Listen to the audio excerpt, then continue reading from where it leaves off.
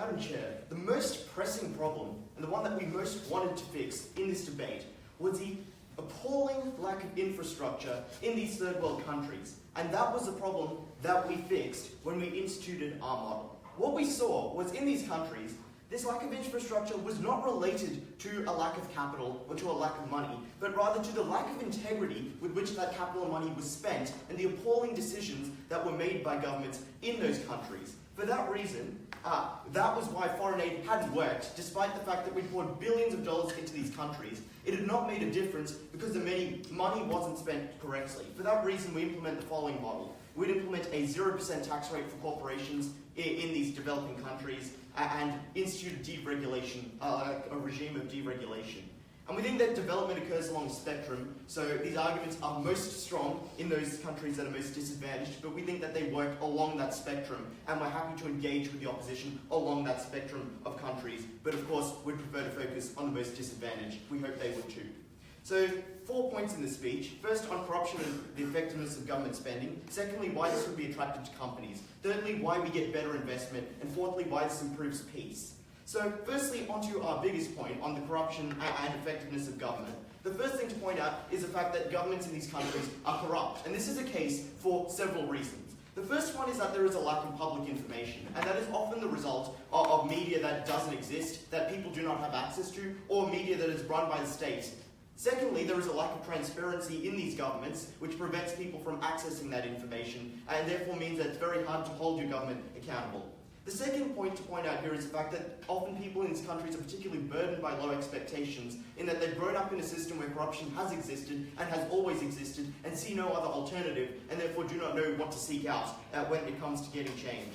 Within this point, we think that the wealthy people and those who do have power have strong incentives to keep corruption in place because it gives them massive financial and political advantages over the other people in their country. They would not want equality. Lastly, activism is difficult, particularly because those who would most want to do things lack the resources, lack the time, lack the ability to engage in activism because they're rurally isolated, because they have to work, or because they're sick. That meant that it was very hard to get change without our model. The last thing to say is that we think that corruption occurs in government contracts in the way that infrastructure development occurs at the moment, which meant that often as much as 90% of the funds went to various entities in the forms of bribes, and only 10% was spent on development. That was why this problem existed. That was what we wanted to fix. The second main point here is why the government was so incompetent. The first thing to say was that economic development was just extremely hard to do, and that at the point where you were the government of a very small and very poor nation, that was not easy, particularly because there was no great data on what you should do. There was no playbook of what to do to develop your country. When you didn't have the resources and the modeling and the data, it was incredibly hard to do that well. That was why these countries were likely to fail. But secondly, there was a lack of experienced and educated people working within these governments for a couple of reasons. Firstly, because often the leaders of these countries transitioned in from the military in the form of coups, and therefore had no economic policy to hold up. Often the educated people in these countries tended to leave for greener pastures. And finally, often they were led by demagogues who didn't really care about economics, but rather wanted to have grand gestures about what they were going to achieve, or spend money on their own personal pet projects. That meant that development didn't occur well. The third thing to look at is the consequences of these facts. And that is, the first thing is that tax revenue, even when it is collected, is very ineffective because it is not spent well. It didn't matter how much money they had on their side if they couldn't use it effectively. The second thing was that corporate tax was a terrible mechanism to use in these countries because it favored big companies to the detriment of small ones. That was because of the patronage networks that existed, which meant that micro and small businesses were unable to pay the bribes necessary to escape tax, while large companies were. This meant that, one, it reduced the amount of money they had to work with, but also it meant that it suppressed the businesses that were most likely to employ people and most likely to lead to economic development. The final benefit we get here is that at the point where we cut out corporate tax, we destroy these patronage networks because there's not enough money flowing through the government system to fund all the bribes to the various individuals who need to be funded. That meant that we reduced corruption to a significant extent. That was a very big benefit we got. The final point to talk about is just the cost of the collection of this tax, which we eliminate completely because we no longer have it. We think that the inefficiency and bureaucracy of these countries and the fact that bribes had to be paid out meant that you often lost a lot of money in the collection of this tax, and you often didn't collect from a lot of the big businesses in the first place. We reduced those costs. That was a benefit as well. The second point in this speech is why this would attract companies to these countries. So the first point here is on manufacturing and why this would likely lead to greater manufacturing in these countries. It's already pretty well established that companies tend to outsource and offshore to countries where there is a high density of human capital, and that these countries obviously have that density of human capital. But at the point where we lower their interest rates, their corporate tax rate to 0, it makes them far more attractive than, say, China or the more developed countries where there is a lot of people. That means we're likely to get more manufacturing in these countries. Secondly, on tourism, we think that there are often many quite safe but quite poor countries where a 0% tax rate would be very attractive to companies to set up resorts and to allow tourism to occur. We thought that was likely to increase. And the third thing is that this is likely to be a very popular destination for businesses to set up their headquarters. That was obviously because they could use it as a big tax dodge, and that they wanted to avoid those higher tax rate jurisdictions like the United States. This was a big benefit for us because it forced those companies to put all their money into local banks in order to implement that tax dodge. What that meant was we got a massive redirection of capital into these countries that was used in effective ways by these corporations through banks. And what it also meant was that we drastically lowered interest rates because there was so much more capital. That gave everyone access to cheaper capital to develop, to set up their micro business or to set up their small business. That meant that we got much greater economic activity, which I will impact later. The third point in the speech is why corporations were the best actor to invest compared to government. I've already established why the government was a bad actor, but now I'll be comparative and explain why corporations are a good actor. The first thing to note here is that corporations have a profit incentive, while governments do not. That is to say that governments, even when they're good intentioned, and I think I've proved why here they are misdirected and or sometimes malicious in their intentions, find it very hard to do things efficiently because they lack that incentives that corporations have. Corporations face an existential threat when they cannot make a profit and they cease to exist. Governments do not. That was an incredibly strong incentive for these corporations to invest in efficient and productive ways.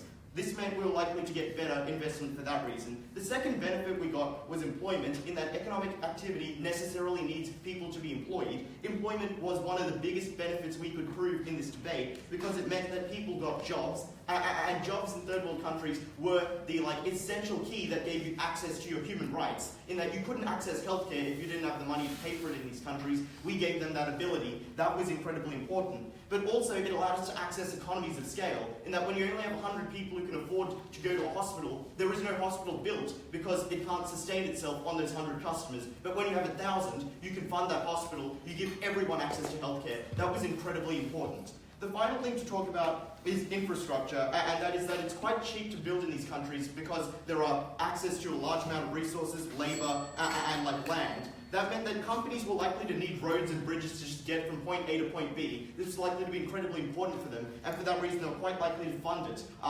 with their own money and to do it efficiently because they didn't need to access government capital, they didn't need to go through the government system. They were able to bypass the bureaucracy and the corruption. For that reason, we were so proud to affirm.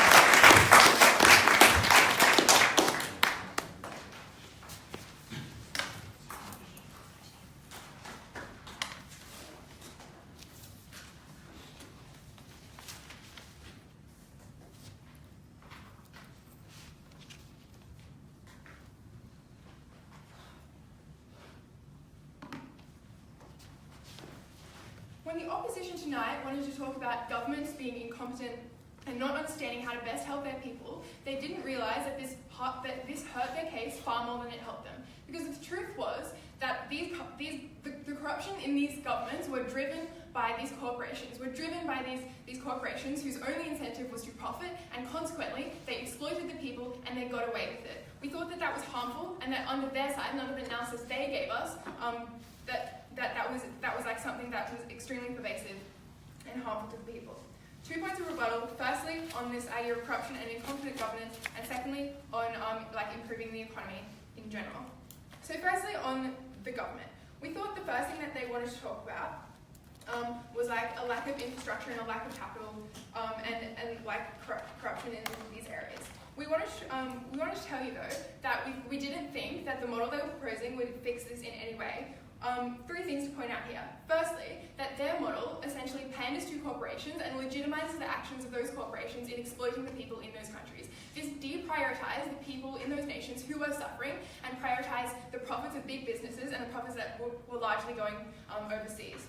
Secondly, we thought on our side we would get less corruption to the extent that we would have more transparency regarding the tax that these governments were able to collect. We thought that the tax that corporations were providing to these companies was information that was readily accessible, and the point at which that tax is obviously not zero, then you're able to understand how much income the government is able to get. This makes it easier for things like whistleblowers and NGOs to criticize that. This means there's more social will and will within organizations like the UN to create change. We thought that was a good thing. The next thing they wanted to talk about was how we'd ultimately get less corruption. We thought that corporations, the third reason was that corporations were the ones who were driving this corruption. We thought that a lot of their actions were things that were illegal because their primary incentive, as the opposition told us, was to make money. This meant that they were doing things like giving bribes to the government, they were illegally buying land, they were illegally displacing citizens, they were doing basically whatever it was possible to make money. We thought that meant that corruption was worse, the point at which you have more corporations under the opposition, and that those corporations are allowed to get away with even more harms. So next on this idea about the incompetent government. What they wanted to talk about is that there was a lack of educated people in the government. We wanted to point out firstly that it was fairly obvious at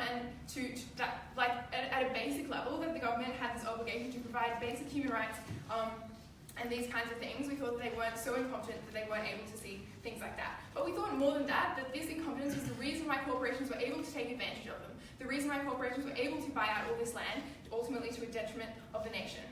We thought that under our side, we also wanted to point out that there were aspects of government that do make positive change. We bring up the example of Bangladesh, who highly funds education. Without the tax money from these corporations, Bangladesh would not be able to fund education to that same extent. And we thought that this was extremely important because they wanted to tell us that a huge harm under the status quo was that people weren't educated and therefore there wasn't an effective government. So the point at which you weren't able to fund education in your country, you were going to entrench this cycle of having a lack of education and a lack of effective governance. We thought in the long term we got better outcomes. The final thing I wanted to tell us about this was about harms to small businesses. We just tell you that we tax big companies more. That was easy. So next on manufacturing and employment. We thought, firstly I wanted to point out that the majority of the income goes to foreign people in foreign countries. We thought that, in particular, with the example of tourism that they brought up, that was firstly bad for the environment and limited jobs in agriculture in the local area, but also largely employed foreigners because they didn't trust the local people who were they perceived as more likely to thieve or other things like that. We thought that the example we wanted to point out to is in Vanuatu, when it comes to hotel resorts, 1 out of 500 was owned by a local person who lived in that country. We thought that they didn't get any benefits to the local people. Finally, on the incentives to invest in the area, we thought that their only incentive was profit, and that meant their biggest incentive and the biggest consequence of that incentive was to exploit the people, to pay the people in those corporations as little as possible, to give them the worst working conditions as possible. That ultimately meant that these people weren't able to support themselves, weren't able to afford basic necessities. These corporations weren't going to invest in proper infrastructure. Now on to substantive, firstly on the social obligation of these corporations to contribute to the country, and secondly on outcomes. So firstly on this obligation, what we see is that the corporations, considering the vast benefits they get from the cheap labour and the exploitation that they commit in these countries, we thought that they had that these corporations had a social responsibility in this regard. We thought that they created a number of entitlement failures in these nations that were extremely harmful and created this social responsibility. So firstly, we thought that they harmed agriculture and the ability of those countries to be self-sustaining, to the point at which they were buying out land that was used for farms or used for local people to work on, and that they were consequently displacing individuals and taking away jobs from farmers and taking away the ability for the people to sustain for themselves. Secondly, we thought corporations promoted a primary production economy, which ultimately, and what this ultimately means is that the majority of like the production that these like large corporations, particularly foreign corporations, were producing were going to be sold overseas and therefore weren't going to benefit the people in those countries, weren't going to help things like food shortages in those areas. We thought that was extremely unfair and a gross harm under their side. When ultimately like they got more corporations in the area. Finally, thirdly on welfare, we thought that the fact that they weren't paying taxes undermined the ability of the government to provide social welfare to the people, and that was really harmful. And finally, we thought that these corporations were immune from criminal consequences, the point at which that they were able to manipulate the government in certain regards. We thought, however, that under our side, that they weren't immune from these criminal consequences to the same extent, the point at which they needed like legitimate white money in order to do things like buy land. And we thought that consequently, like they were incentivized to pay these taxes because they weren't able to use like illegal money to buy land. We thought ultimately like these obligations came down to two things. Firstly, an obligation to pay reparations to the people in those states that they have failed, and secondly, to fix the harms that they have caused by leaving the state, or like being discouraged from like entering the state, and ultimately like having better outcomes for the economy. So secondly, on these outcomes, we've already told you that you get less land grabs and you get less displaced people, and you get less harm to the environment. The point at which like these large corporations were less large corporations on our side were coming in and doing all these like harmful things. What we also told you is that like that there'd be more money for welfare, and the point at which, like, firstly, in the best case scenario, in governments that are somewhat democratic or are somewhat competent, that they were able to put that money, as we told you, the example of Bangladesh, into things that help the people, like education. We thought, to the extent the opposition wanted to talk about corruption, I already addressed that, in that corruption would get better on our side. Finally, on foreign aid, we thought that it was extremely harmful, the point at which states were becoming less self-sufficient and less able to like cater for the welfare needs of their people when they had less tax under the opposition, that these states became far more dependent on foreign aid to a point that was incredibly harmful. This not only firstly undermined their sovereignty, but secondly was large, like this aid, we saw this aid was often conditional on things like austerity, which were incredibly harmful. We point to the example of Greece, where those measures imposed by foreign nations and foreign aid simply like slid the country back into poverty. We thought the only way to get development was to tax these companies. We were proud to oppose. I'd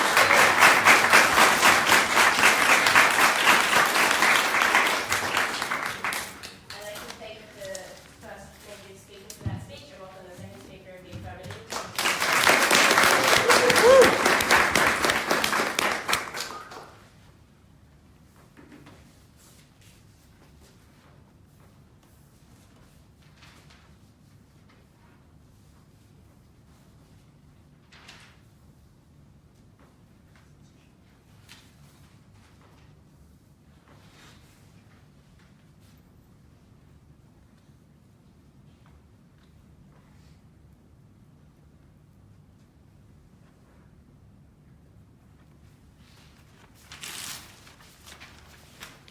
What the Negative team completely missed in this debate was that strong governments are able to sustain corruption.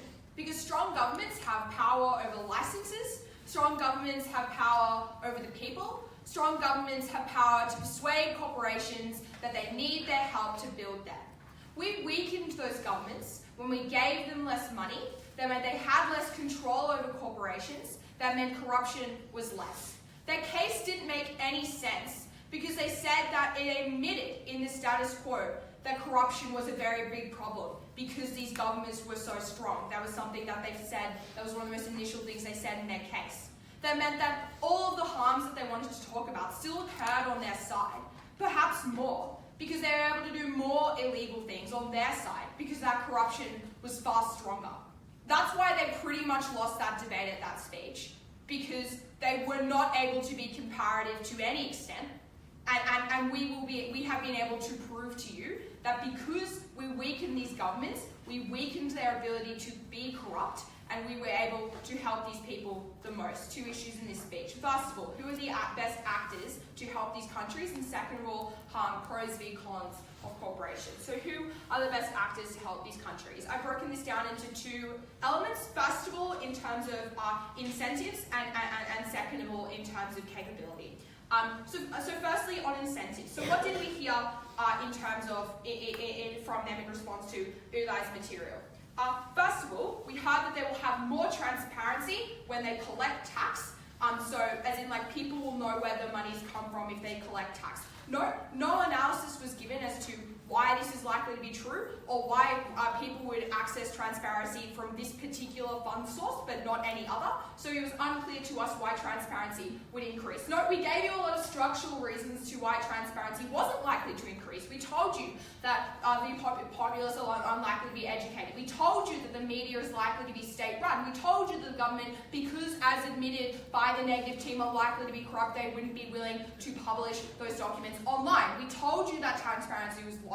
That meant it was hard to hold those governments to account, and that meant that their incentives were skewed. We also had that corporations will continue to drive corruption. No, this is uncomparative, but also we have told you that we weaken these governments. That meant that because they weren't able to function properly in terms of being effective in muscling the corporations, corruption was likely to be far less on our side. But also, we think that even if businesses, like more businesses came in, we thought that this was a good thing, but I'll get to that later. But we thought that these companies had bad incentives, we thought that these governments had bad incentives. We gave you many reasons for that went unresponded to in the first next speech. So, we thought that their incentives were skewed. Let's say they weren't.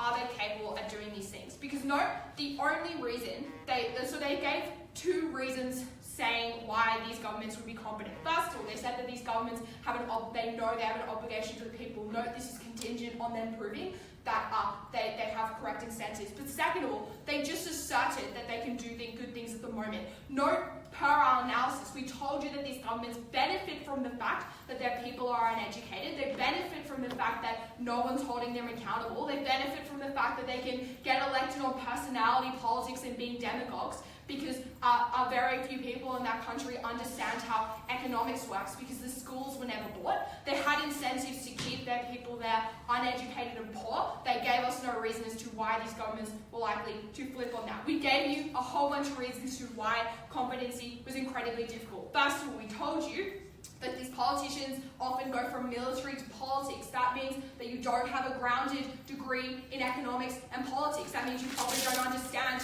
how to run an organisation. You don't understand how to allocate funding properly. You don't understand which investment structures may succeed and which won't, because you never taught that. All you knew was how to muscle people in the military. We thought that that meant their capability was quite limited. We told you that educated people that did have those skills often left these countries because it was incredibly difficult to build from a broken system of the government. That meant that they saw extensive brain drain. That's why it was hard to get competent and educated leaders. We also told you that there weren't a lot of good models of how governments can build these countries back up. That meant that there was limited information for these governments to access. That meant it was incredibly difficult for them to get that capability. Note, they gave us no reasons as to why corporations would be ineffective in helping build these countries. We told you that they have a large capital pool. We told you that they have probably a lot of experience at building things and employing people. And also, most importantly, we told you that they had accountability through the profit incentive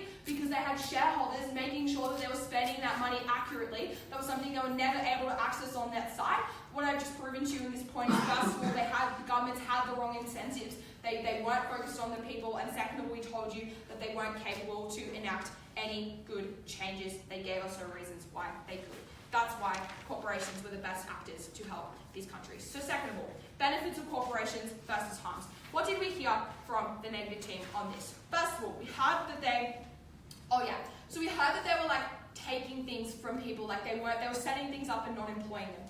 The important thing to note here is that to build a resort, for example, you need like capital to do that, right? Like you need to be able to loan from a bank, you need to be able to get investors, you need to be able to have some experience in building things. Note all of the structural reasons why we gave you as why it was incredibly difficult for the people that lived in these countries to set up those things. That meant that if no corporations came in, those resorts weren't built, that if those hospitals weren't built, and therefore it didn't matter whether or not they employed the locals or foreigners because they weren't being built in the first place. That's why it didn't make any sense when they said it was really bad for why they employed foreigners over locals, because the comparatives that no one's been employed in the first place. But also note that that's just an assertion that they made. We gave you lots of analysis to why they were likely to employ foreigners. Employ local people. We told you that foreigners ask for high incomes because they're likely to be more educated and have a greater amount of bargaining power. We told you that because of the profit incentives that I explained in my first point, that meant that they had a far greater incentive to employ, because obviously the cheaper the labour is, the more people you can employ, and the more people you can employ, the more things that you can build and the better you can be. So that meant that because of that incentive, they were likely to access that local resource. That's why they moved over there in the first place, because that resource was cheaper. If they wanted to only use foreigners, they would just stay in their own country. Clearly there's a reason why they're coming. That's not something that they wanted to engage with. They said that they're immune from the consequences. Unclear why this stops on their side. What are the benefits of corporations that we told you about? First of all, we said they're employment, because note the comparative is no employment on the opposite. Yes, it sounds sad, I agree. Exploitation is a sad thing, but I think is a sadder thing is crippling children in the street so they can go beg for money, because that is actually the alternative that happens in these countries, because there's no other source of work and income for them to get. I think that's a sadder reality. At least on our side of the house, we give people something that's better than nothing. We told you that if you can benefit large amounts of the population, you can have more things. Lastly, on my piece, it was substantive on peace. So we think that these governments have an incentive to keep things not peaceful, because that means that everything's destabilised and they can stay in power. Obviously, corporations want things to be peaceful, because that when not peace disrupts their business models. We think these countries will also be a lot more peaceful. We thought that corporations had the right incentives and the capacity to do these things. We thought on that they were beneficial, and that's why we're proud to affirm.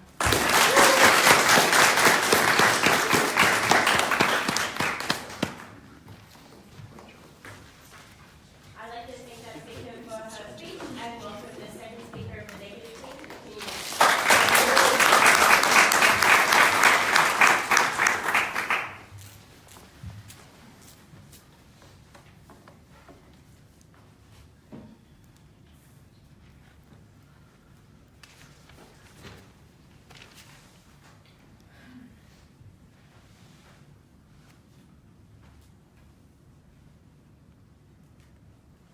What the Affirmative team have ignored today is that people in these countries undergoing development, time is running out. They've ignored the three things that Maeve told you that these companies particularly did to these states to undermine them and to remove entitlement values. They ignored the fact that we told you three things. Firstly, that these companies come in, buy up land and remove people's ability to support themselves through subsistence agriculture. The alternative is not sitting on the street and having your leg broken. The alternative is to be able to support yourself as your family have done for generations. They ignored the second thing we told you, which is that these countries, by virtue of these corporations coming in and influencing politics, have inserted these people into an unequal system that means that even if they do have a job, they can't afford the food that these people they're producing, because it's in a market system where the food's always going to be sold to people who can afford to pay more in other countries where they've got higher wages, and that creates these kind of famines and these situations in the first place. They ignored that having more corporations and more corporate interests makes that only worse. The third thing they ignored, and these corporations, through the development process, have gone in and undermined the government's capacity to engage in market systems.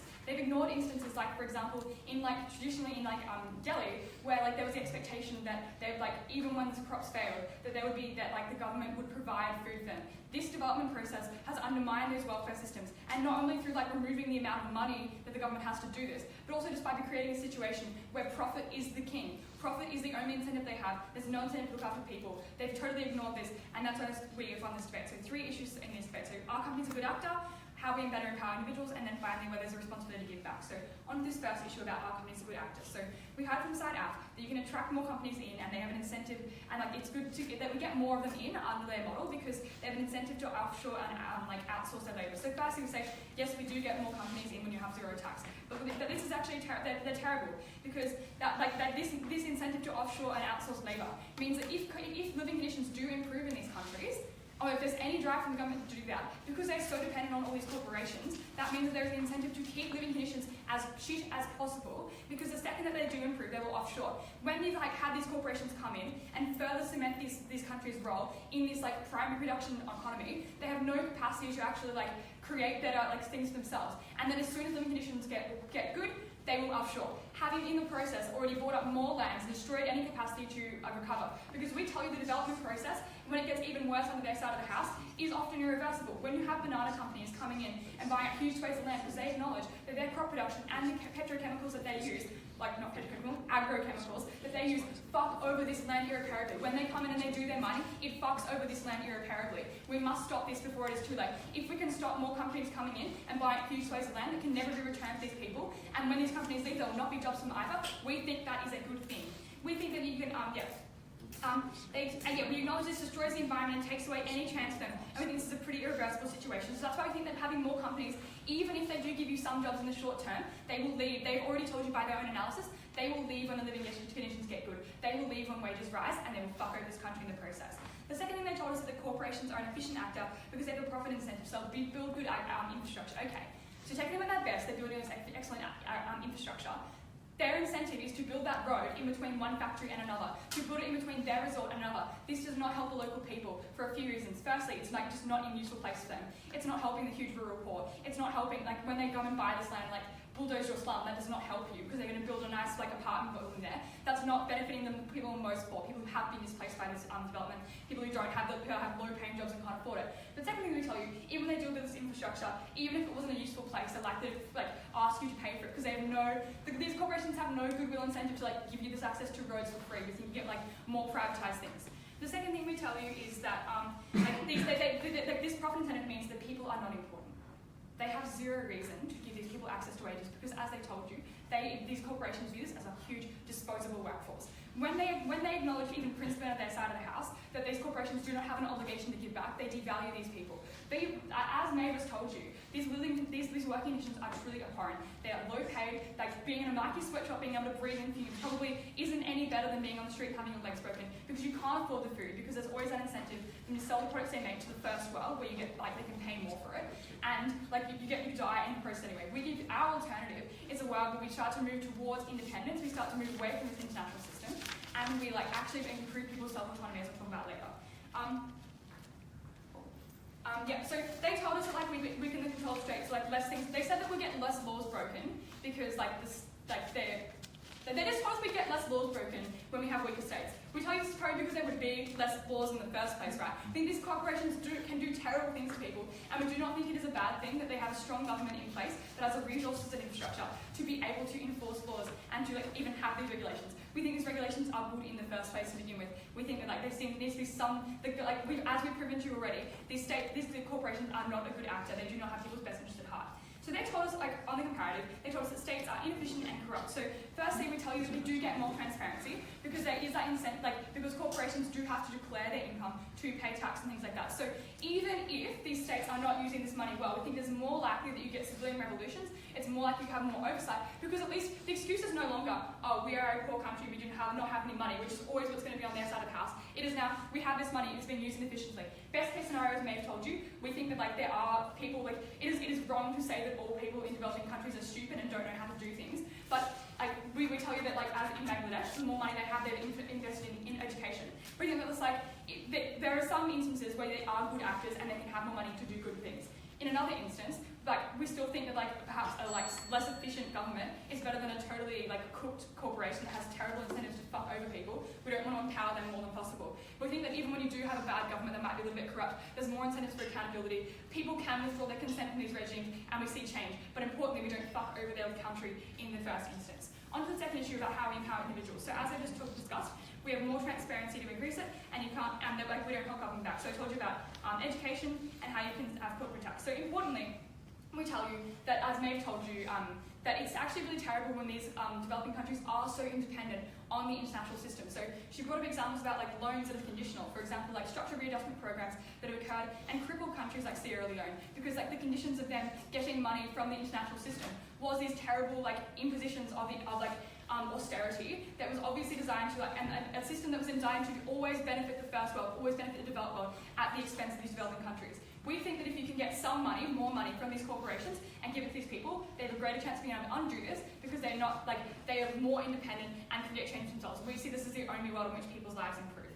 They told us that weaker governments We want to weaken governments so they can't muscle corporations. As I already told you, that means you get less education and less accountability. They told you that jobs give you access to entitlement and that otherwise you will die. First, they tell you these are terrible jobs, and these don't actually give you enough money to actually sustain yourself. But more importantly, we tell you on the comparative that we can have subsistence agriculture and small businesses that are supported by these people and help them actually self-actualize and have good lives. I think that's much better, even if they get some short-term benefit, fucks them over in the long term. They told us that we get things like tourism, they get more jobs and capital and stuff. So we brought you the example, for instance, of Vanuatu, where they do tend towards tourism. They do open up their borders. Not only did it destroy the environments by removing Indigenous people's access to their traditional lands and also seas that could actually fish and do stuff like that. It destroyed these environments irreparably. But also, it didn't help the local people. On the main street of 500 shops, only one of them was even employing local people. That is atrocious. This doesn't actually, it is absurd. Not only does it remove access to these areas, but also totally undermines it. Again, we tell you, these corporations have created this entitlement failure. These corporations want to drag this problem. It is not too late to stop them, but never in a world will we improve the power of big businesses, will we improve. So proud to oppose.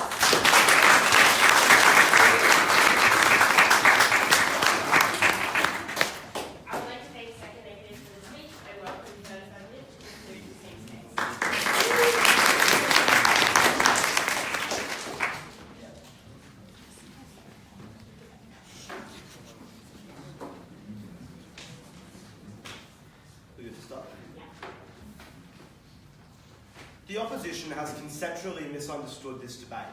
Almost all of their arguments are arguments against corporate activity inside of developing countries. Corporate activity already happens inside of developing countries and will already happen for the extensive structural analysis that we give you that these countries are cheap to own and operate in because the price of labour is very low, the price of land is very low, the price of resources is very low, and government oversight is difficult because they're very corrupt. Their harms are to the presence of those corporations, period. That is an unavoidable harm. The question of this debate is about the mitigation of that harm. And our arguments are not necessarily about corporations being good, they're amoral legal structures that allow for benefits to accrue. Our benefits are about the existence of competition between a higher density or a smaller density of corporations. Look to the harms they introduce in this debate. The idea that people get exploitative job offers, the idea that people have exploitative land swaps, the idea that they devastate the environment. The reason that countries and individuals turn to those things is because there is a paucity of competition, because often in regions there is only one corporate actor that is able to sustain. When we make these countries more attractive to corporations, you don't mean the number goes from 0 to 1 corporation. It goes from 1 corporation, which is the state of harm that they described, to 10 or 20. And in doing so, you get radically more competition, which radically gives more choice to these individuals. I agree, maybe some form of, global agrarian socialism would be good for these people, but structurally that is not possible. They've never articulated a clear comparative that is going to actually bring the kind of ideas that they want. And incidentally, I think that Em actually is a bit too optimistic. I think by and large, the harms that she describes are baked in the cake. Realistically, these countries have already had their environments totally fucked up. They've already got extensive numbers of corporations in these areas that own a majority of the land. China already owns 2/3 of the ports in the African basin because they've been able to get that through exploitative loan offers. It is just unclear to me how the current status quo of allowing minimal corporate action and collaboration as states to operate is actually going to be a successful model for change in these countries. There are 2 questions in this debate. Firstly, how do governments change? Secondly, how do corporations behave? We give you 5 reasons at the moment that corporations are corrupt, because people don't have much information about them, because they're not very transparent, because they don't have interest in giving that information out, because people are burdened by low expectations, because there is the sustained capacity of leaders, because they require patronage networks to do that, and because activism is incredibly difficult for people whose main focus needs to be on their day-to-day survival. The opposition responds to one of these, which is the claim, I think pretty optimistically, that what's going to happen is that when you have a corporate tax system, people are going to hold them accountable to the UN. The problem is, obviously, the burden of low expectation has meant, firstly, that these countries are able to just subvert that by saying that every other country in the area is basically the same. Secondly, they have no firm interest in listening to the UN because the UN is relatively poor and doesn't give them very much. Thirdly, the UN has no coercive power over them. And fourthly, just empirically, this has overwhelmingly failed because even if you say the government is corrupt, individuals can claim to be anti-corruption crusaders, but because you can't get the detail about which exact bureaucrat took which exact bribe. It doesn't matter if you know there's a problem, you can't diagnose the actual root cause. So really, governments were going to remain corrupt no matter what. And that had, or even if they weren't though, they never rebutted our material about why these governments are incompetent. That these governments, that it's very difficult to do the job these governments are trying to do when it comes to economic development.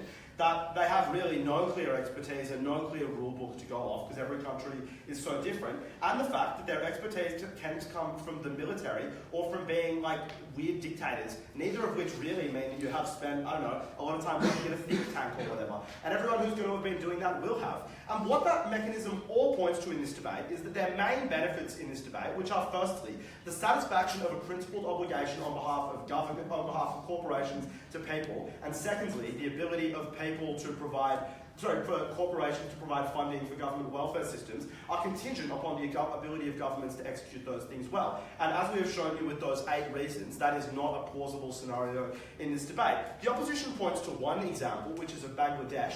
The world is very large, which is why I don't really think examples like that get you very far. That may be a statistical outlier, as it is. But incidentally, I point to the fact that everyone needed to pay at least 2/3 of their school fees for that vaunted Bangladeshi education system, and that was sustained by the fact that even though Bangladesh is a developing country, it has a relatively high employment rate, which is the first benefit that we point to as a function of corporate behaviour. The only other real thing they say, I've already rebutted their stuff about UN accountability via transparency, but the thing to say here though is in addition to demonstrating that all of that corruption material and incompetence material means they don't get their main benefit in this debate, we also brought a couple of independent harms here. The first is that it favours big companies because big companies can pay bribes to get out of corporate taxes, which small companies aren't able to sustain. The opposition just glibly responds, well, we won't do it. Okay, fine, well then let's just not have corruption, you know? Like, the mechanism there is the same thing. That's obviously a pretty silly response to that. And so that response doesn't work out. The idea also, though, is that tax collection is really difficult. And M is correct. We've created one less law that is incredibly difficult and expensive to enforce because you don't have good information and it's highly technical, which means that you're able to reallocate resources anyway. So, I mean, yes, it's maybe like a cold and calculating view of the world, but it's still one that ends up being wise. Those were harms that were important in this debate, and what they meant going into the issue of how corporations behaved is they didn't just need to show that corporations on the balance of probability were bad, they needed to demonstrate substantial harms to corporations in order to get a win there. Mind you, I don't think they did that. I've addressed their main harms in this debate in my introduction. The idea that corporations contribute to corruption, they underpay for land and displace people who aren't able to make it out, that they ravage the environment and things like that. Those are all harms of uncompetitive marketplaces. We make the marketplace more competitive by putting in place more capital and more actors who are able to provide in those areas. And also because we stop the governments from allowing rent seekers to individually aspire to all of those things. What are the responses? We hear they're bad because they don't allow for these countries to be self-sustaining or pursuing an agrarian lifestyle. Well, that's good. Obviously, the world is increasingly built on free trade, the idea that people are able to exploit comparative degrees of advantages. Secondly, what I pointed you towards in my introduction, the idea that these countries have already seen much of their environment destroyed. You can't go back, you might as well go forward, exploit your labour advantages instead of your land advantages. But thirdly, obviously their material about UN loans is contingent upon the ability of these governments to raise revenues. And one thing that corporations are pretty good at doing is guaranteeing that employment is higher because they view individuals as resources that need to be exploited. The next thing they say is that you're not going to hire locals because you don't trust them. You probably won't hire them initially for high-skilled things. It's probably good that a corporation provides a structure that allows for the importation of highly skilled and highly technical labour that is able to ensure that these things are done better. But gradually over time, corporations, this is a problem conceptually with their case as well. Corporations are not evil. Corporations are amoral in the same way that states are. They are both just organisational structures that reward particular incentives, not necessarily structures that actually set out to harm people. One of the good things that corporations do is try to exploit labour. And that's the conceptual problem with their best response to this, which is that governments have an incentive to keep conditions low by keeping corporations in the country. That is not true because labour prices rise because productivity increases. Corporations have an incentive to see a productivity increase because they want to improve the quality of output for their corporation. That then means that people are able to better exploit that overall.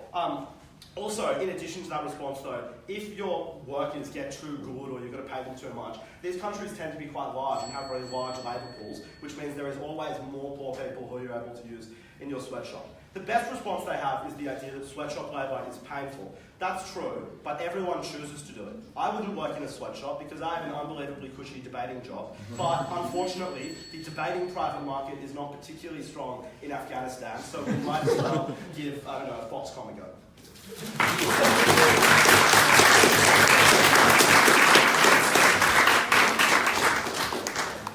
I'd like to thank the third coverage for that speech and to welcome the third negative to conclude this debate.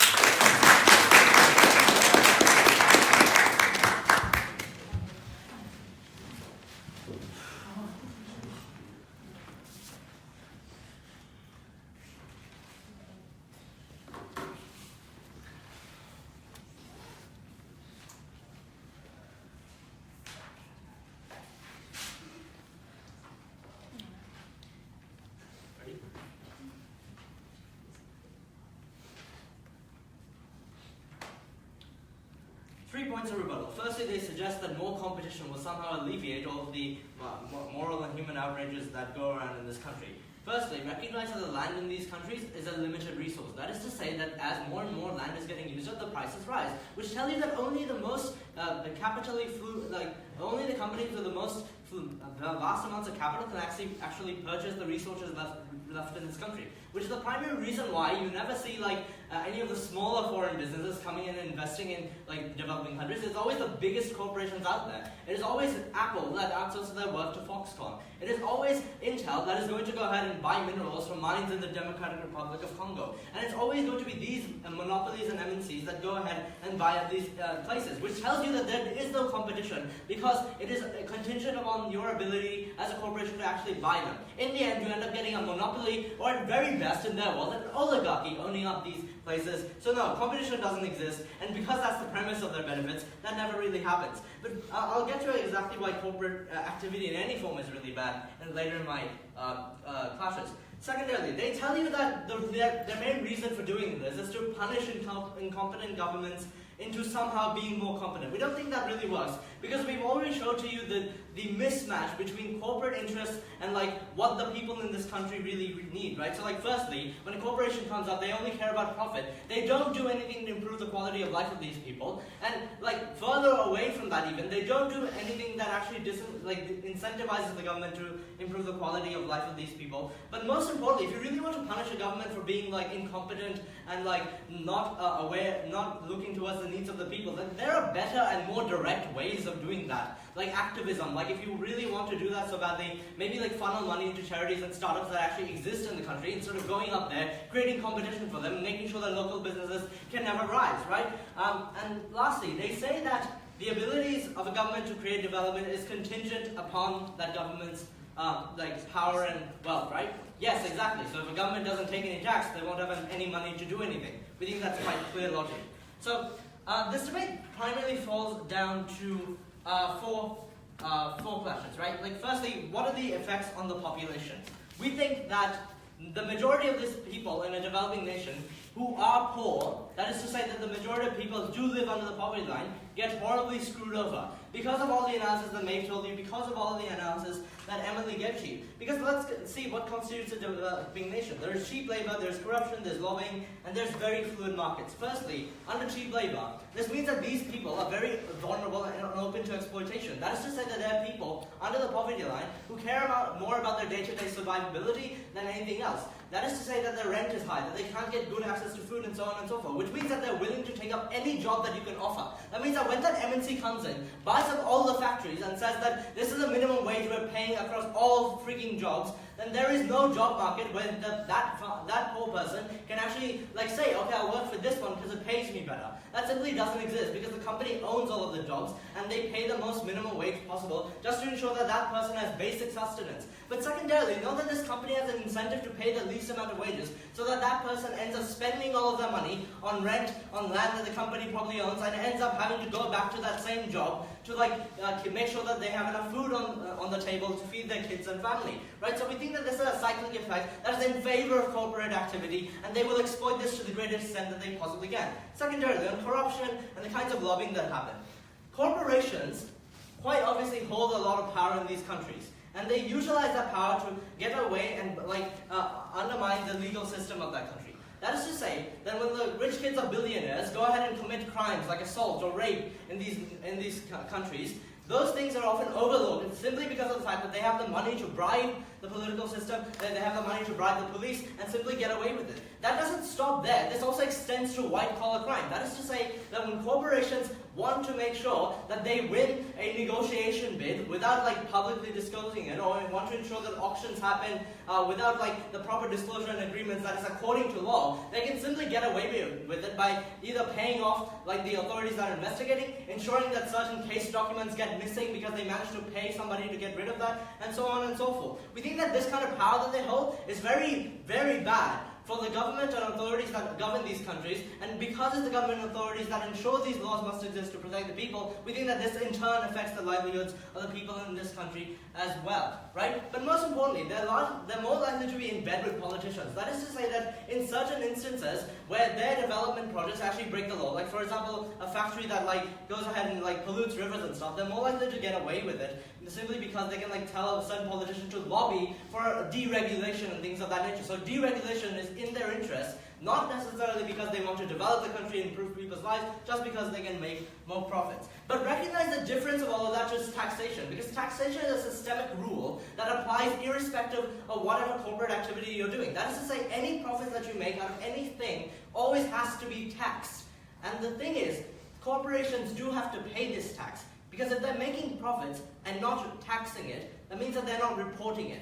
Ergo, it becomes black money that they cannot reinvest into the system. That is why they have an incentive to keep on paying those taxes, to ensure that their money is legitimate, to ensure that they can expand their corporation and buy more land and do things like that. Which tells you that taxation is one of the very few systemic things that a government can actually get money off in this whole range of corruption that is going on. And we think it's important to protect that, and important to protect it in a great extent, right?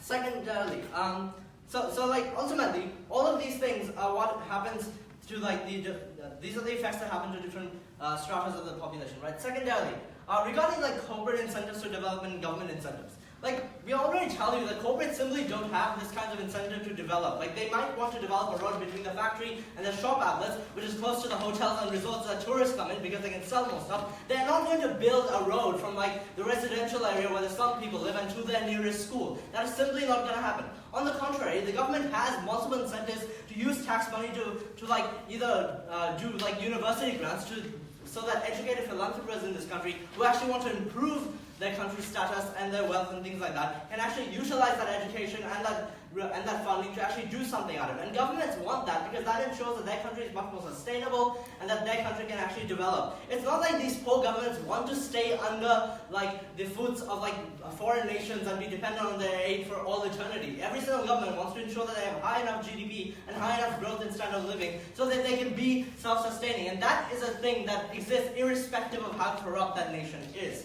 And lastly, on outcomes. So I've already showed to you what kind of things the tax money can actually be used for, right? But notice something important here. Under their world, even if we take the best case scenario and say that corporations come here, give us high-paying jobs, GDP never directly translates to an improvement in quality of living. That is to say, no matter how much money you have, it doesn't bloody matter if the cost of utilities and the cost of rent in your area is ridiculously sky high because there's no regulation on it. If you cannot ensure the basic rights, and it is indeed basic rights which is most important, because again, the majority of the people living in this country live under the poverty line and don't have access to basic utilities or right.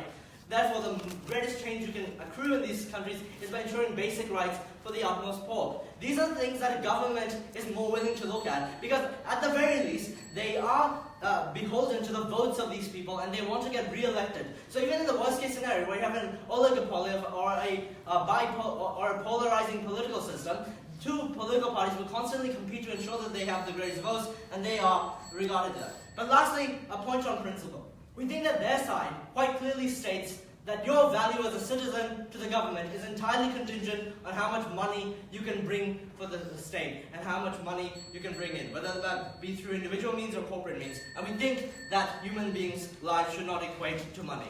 Proud of yourself.